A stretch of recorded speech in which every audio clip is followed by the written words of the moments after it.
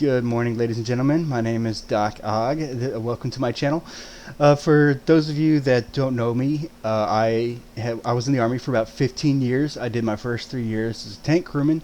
I loved being on a tank, but I was okay at it. You know, it wasn't bad, but I wasn't great either. It wasn't something that I knew I was going to stick with long term. Reclassed to become a medic and absolutely loved that job. I ended up spending most of that time with a scout squadron up in Fort Wainwright, Alaska. Now, for those of you who aren't too familiar with the culture inside the military, especially within the mounted warfare sections of the Army, there's always this rivalry between tankers and scouts. And sometimes you get those people that take it way too seriously. But honestly, I got to fire more weapon systems as a medic working with scouts than I ever did as a tank crewman. But of course, I mean that stands to reason because when you're a tanker, you're driving your weapon. I mean it's a massive 70-ton beast, and it is incredibly fun. But I also knew that my interests and my passions lie more with saving lives, and as a result, I just happened to get stationed with scouts, and they were just very welcoming, and they were very professional guys. They made my life so fulfilling at the time, and I even actually have a lot of fond memories of our mortar platoon when we were up there. So mortarmen, for those of you who aren't familiar, they are considered infantrymen, but because they'll be attached to special sections of different types of units just because of the unique skill set that they bring. And oftentimes they'll operate a little bit further from the flagpole, which when we say the flagpole, we're talking about like the main battalion or squadron headquarters. And to be further away from the flagpole in a scout squadron, which is already operating further ahead than the rest of the Army, it's definitely a very unique position to be in. It requires some very unique individuals to do. That said, my degree is actually in economics. I am not a mental health professional. It is something that I am planning to work towards. I am actually putting together my packet for the UTSA Masters of Social Work program because this is a subject that I love to discuss. It is something that I'm extremely passionate about, and it's something that I would love to make a career out of. But in the meantime, I have created this series. It started out as an informal counseling sort of thing where it was just to, I guess, kind of encourage veterans and to help non-commissioned officers become better leaders. And over time, that's evolved into what this is now. And unfortunately, back then, I did not have the focus or the time or the materials to really be able to do a consistent upload. Now I have that, so I'm going to work on trying to get at least a weekly update or some sort of discussion that we can have every week for you guys. And I am always open to suggestion. I would love to get some sort of feedback about the things that you would like to talk about, the things that you would like to see discussed on this channel.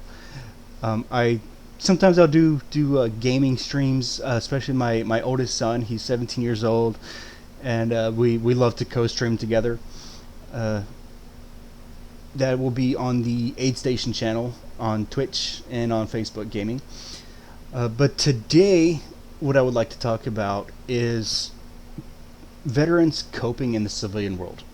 This is one thing that I've noticed a lot of veterans really struggle with getting out of the military is trying to fit in with civilians. And a lot of it does come from a certain mentality that is reinforced throughout a military career, where you're convinced you're like this sort of special entity who's fighting for freedom and who does these things that nobody else could ever possibly do. And there's some merit to that. However, I find that a lot of us we have a difficulty, I guess, divorcing ourselves from that sort of special status that being in the military has, where having that sort of rank and that authority over other people has, because you no longer have that. Whenever you get out of the military, you can't just go yell at your coworkers or your subordinates just because you feel like they're out of line. While you're in the military, you're protected by UCMJ, so your soldiers aren't going to give you that negative feedback, even if you deserve it, just because they can be punished. They can lose half a month's pay for X number of months. They can be put on 45 days of extra duty. They can go to jail or lose their career.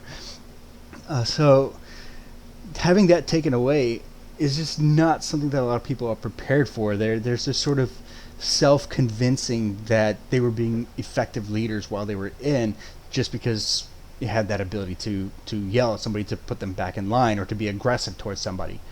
And that's not to say that there's not a place for aggressive leadership. For the army, the stated objective of the army is to fight and win the nation's wars. You are essentially the expression of the executive branch's foreign policy. So, coming back into the civilian world, you have to divorce yourself from that stereotypical bro vet mentality. You are no longer entitled to the things that you were entitled to before. There's one saying that I hear a lot coming from other veterans. It is something that, honestly, it's kind of a pet peeve of mine. It's just there's this concept that less than 1% of the nation served. Well, if you look at the current census, we have about 18 million veterans in the United States. We have an additional 1.34 million that are currently on active duty. That's out of a population of about 328 million total Americans, with 255 million Americans that are actually over the age of 18. So that actual figure is closer between like 7 to 9%. It's not uncommon. Now, if you look at the number of people who become accountants, it's like 0.04% of the population. It's, yeah, to be a veteran, it's not as unique as we like to think it is. It's not something that really truly sets people out from their civilian counterparts. You look at going into the healthcare system, especially going into the mental health care system. We tend to engage in this behavior. It's called gatekeeping. So gatekeeping in mental health aspects is this idea that you have experienced a certain trauma, and because of that, other people's trauma is no longer as relevant or as severe, especially when it comes to combat trauma. So we look at a diagnosis of PTSD, very common diagnosis for the military population. We are very, very guilty of propagating this idea that civilians can't have PTSD because they didn't actually go out and shoot somebody, or they didn't see their friends die. That is something we have to make a conscious effort to combat. We have civilians who they lose friends due to things like suicide. We have friends that they've lost people to drug overdose or medical malpractice. They to disease, cancer, all of these different things that can possibly happen to a civilian. So we are not alone in our trauma, and we have to be willing to accept that these traumas do happen to other segments of the population. The other thing we have to look at is there's this idea that a lot of veterans have, is that other people are easily offended. I spend way too much time on social media, and you have no idea how many times I go into a veteran forum or an NCO forum, and all they talk about is how easily offended everybody is today. And these people will post like post after post after post after post about this. And I was like, who's really offended? I think we tend to confuse treating people like normal human beings, and by having a sense of empathy and having a sense of respect for other people and their experiences, with having our own views somehow marginalized. Your views aren't marginalized. You are free to think whatever you want to think. What you cannot do is treat other people in a manner that's disrespectful to them just because you have a personal feeling that their lifestyle is not what you consider normal or acceptable. Yeah, it's once you learn to have that sort of empathy. Once you learn to put yourself into somebody else's shoes, to try to think about what life is like for that person, you can develop that sense of empathy. Yeah, and we look at what sparks this outrage that we in the veteran community tend to have towards what we consider snowflakes. Yeah, yeah. Well, I guess first off, we have to analyze what is anger. So we know that there are different primary emotions and secondary emotions. Anger in itself is considered to be a secondary emotion. Now, a secondary emotion is any feeling that is driven by another emotion. So when we look at anger, the primary emotion that drives anger is fear. So what is fear? So you look at, fear usually comes as a result of a reality being separate or being different from what is expected. So you look at the things that cause fear. You can look at loss of life, property, personal irrelevance. Like nobody wants to just vanish into being forgotten by everybody. That's why we have things like gravestones and monuments, because you have these people who they want to have some sort of lasting effect on the world, that they have to memorialize it. You look at this loss of identity due to a potential ideological shift. There is nothing scarier to people than having to change their worldview, because a worldview is something that you develop over years, over decades. Yeah, this is something that's taught to you by your parents, by your grandparents, by the community that you live in, and then you confront these competing ideas that say, you know what, these things that you were thinking before are wrong. You're telling that person that their parents are wrong, their grandparents are wrong, their preacher or their pastor or their priest, that they were wrong, that you're taking their ideas, you're taking their sense of personal identity, and you're removing it from them. And that's a very difficult thing. It's a very scary thing for people to have to encounter. So how do you react to that? A lot of people, they will react to it with what they call the backlash effect. So the backlash effect, that describes a phenomena in which a person can be presented with clear evidence, 100% concrete proof that they are wrong. And rather than accept that evidence, they will instead cling even harder to the previous view that they had before. Sounds familiar to a lot of you. I'm sure you've had an argument on Facebook. So when you go on Facebook and you argue with somebody, who are you arguing? Are you arguing with that person, or are you looking for the other members of your echo chamber? I had a very good friend of mine who once told me that the key to winning an argument isn't about figuring out why the other person's wrong. It's about taking your position and figuring out why that position could potentially be wrong.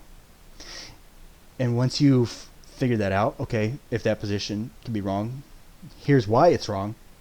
So you have now, at this point, you have an obligation to change your view.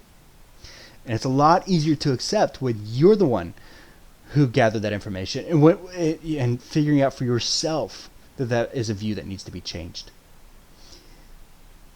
You could potentially lose your entire core belief system over something like this.